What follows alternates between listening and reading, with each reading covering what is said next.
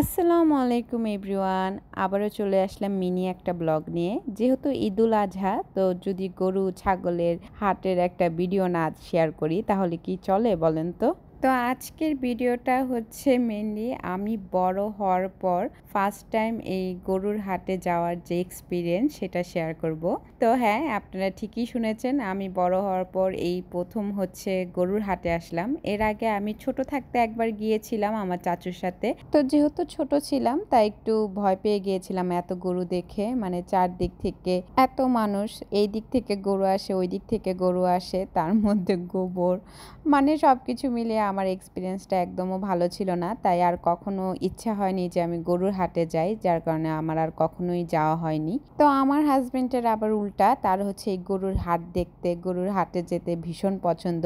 তো বিয়ের পর থেকেই হচ্ছে ও সব সময় বলতো যে চলো গরুর হাটে যাই, বা গরু কেনার সময় যাওয়ার জন্য বলতো।